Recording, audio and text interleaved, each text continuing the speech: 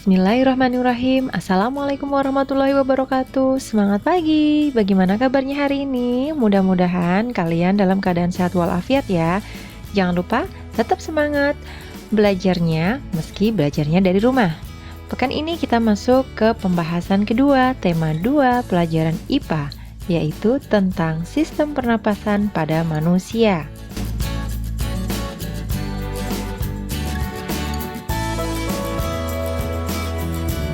Pembahasan kita yang kedua adalah sistem pernapasan pada manusia.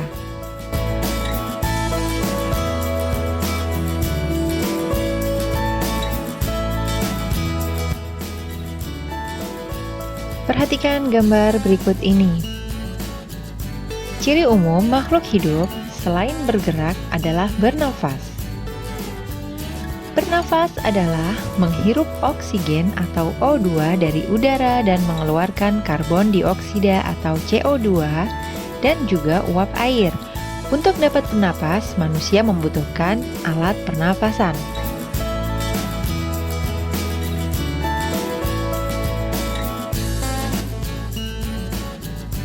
Perhatikan alat pernapasan manusia berikut ini. Manusia memiliki beberapa alat pernapasan, di antaranya rongga hidung,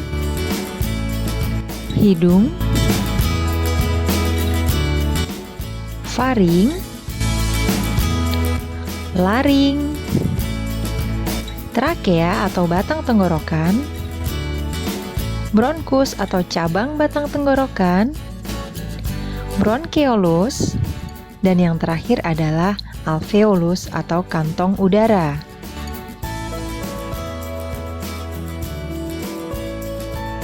Alat pernapasan kita yang pertama adalah hidung.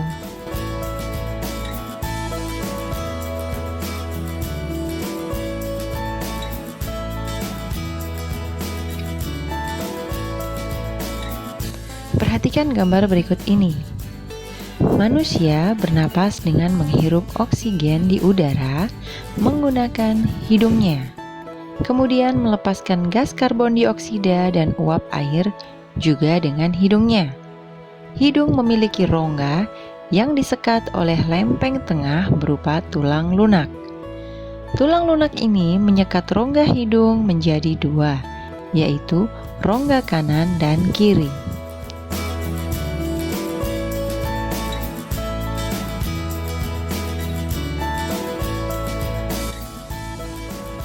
Perhatikan gambar berikut ini. Hidung memiliki beberapa bagian, di antaranya adalah tulang hidung, serabut saraf pembau atau olfaktori, serabut saraf ke otak, selaput lendir, dan rambut hidung atau silia yang berfungsi sebagai penyaring udara yang masuk ke dalam hidung.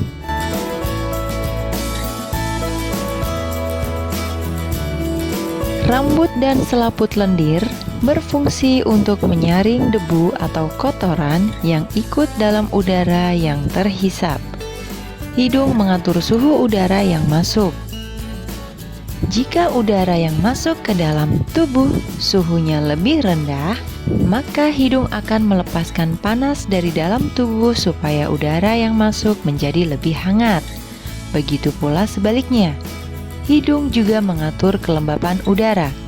Jika udara yang masuk terlalu kering, maka dinding lubang hidung akan menambahkan uap air cadangan pada udara yang masuk. Sebaliknya, jika terlalu lembab, maka hidung akan menyerap kelebihan uap air.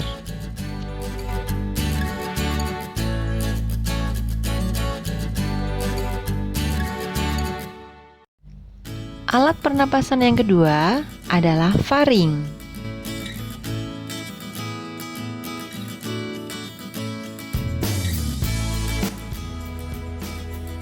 Perhatikan bagian berikut ini. Faring adalah kantong fibromuskuler yang berbentuk seperti corong yang terletak di persimpangan antara saluran pernapasan pada bagian depan dan saluran pencernaan pada bagian belakang. Fungsi faring adalah untuk respirasi, menutup saluran pernapasan atas pada waktu menelan, resonansi suara dan artikulasi.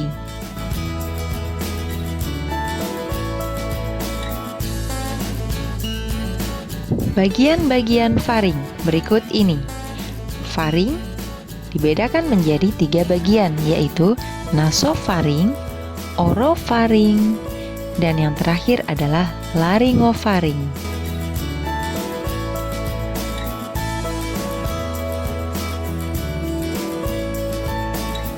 Alat pernapasan yang ketiga adalah laring.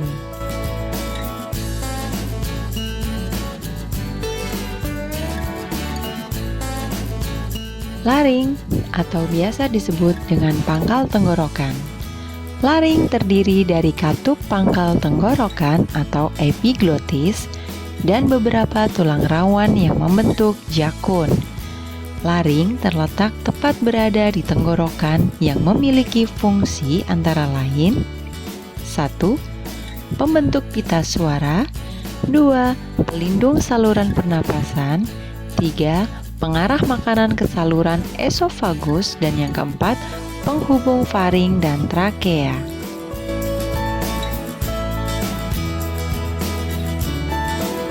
Pada pangkal tenggorokan atau laring, terdapat pita suara. Pada waktu berbicara, gelombang suara akan melewati laring, kemudian menggetarkan pita suara. Getaran suara inilah yang menghasilkan suara. Ukuran pita suara pada pria lebih besar dibandingkan pita suara pada wanita. Oleh karena itu, suara pria lebih rendah dan besar, sedangkan suara wanita lebih tinggi dan kecil. Alat pernapasan yang keempat adalah trakea. Batang tenggorokan atau trakea. Trakea adalah tabung udara besar yang mengarah dari laring menuju bronkus atau saluran udara besar bercabang yang memasuki paru-paru. Trakea terletak di depan saluran makanan atau kerongkongan. Trakea memiliki fungsi antara lain yang pertama, mengirim udara ke paru-paru, menyaring benda asing, membantu fungsi sistem pernapasan, dan yang terakhir membantu batuk.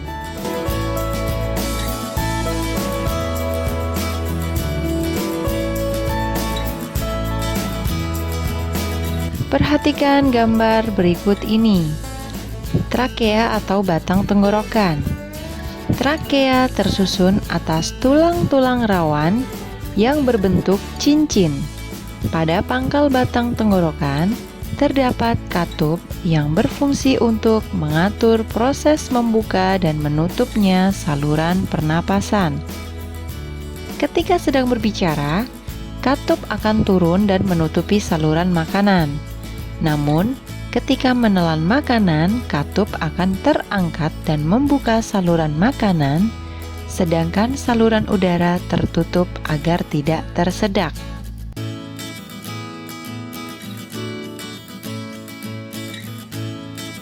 Berikutnya, alat pernapasan yang kelima adalah bronkus. Perhatikan gambar berikut ini. Cabang batang tenggorokan atau disebut dengan bronkus. Cabang batang tenggorokan atau bronkus terdiri dari tulang-tulang rawan yang mempunyai bentuk seperti cincin. Pada bagian bawah batang tenggorokan atau trakea terdapat 2 buah cabang, yaitu bronkus menuju paru-paru sebelah kiri dan paru-paru sebelah kanan. Fungsi bronkus adalah sebagai tempat lalu lintas udara pada saat terjadi proses pernapasan.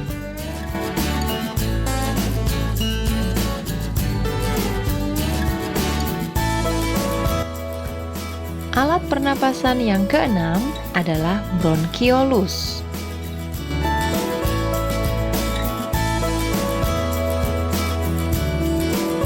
Perhatikan gambar yang dilingkari dengan lingkaran berwarna merah, yaitu bronkiolus. Bronkiolus merupakan ujung dari percabangan bronkus yang tidak mengandung tulang rawan, yaitu berupa saluran-saluran kecil. Fungsi bronkiolus antara lain yang pertama, membantu proses pernapasan yang terjadi di dalam paru-paru, menyalurkan udara dari bronkus ke alveoli, mengontrol jumlah udara yang disalurkan melalui paru-paru.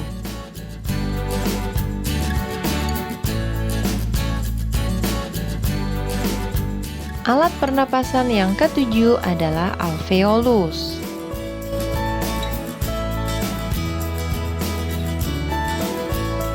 Perhatikan gambar alveolus berikut ini. Alveolus atau kantung udara merupakan gelembung yang berbentuk seperti buah anggur yang berisi udara di dalam paru-paru yang menjadi tempat pertukaran oksigen atau O2 dan karbon dioksida atau CO2 dalam darah. Jumlah alveolus sekitar 300 juta buah dan bergerombol. Kumpulan gelembung udara ini disebut alveoli. Alveolus memiliki dinding yang tipis dan setiap gelembung diselimuti oleh pembuluh kapiler darah.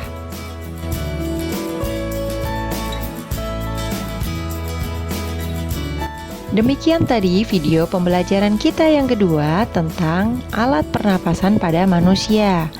Berikutnya, nantikan video yang akan membahas tentang proses pernapasan pada manusia. Jangan lupa like dan subscribe video ini.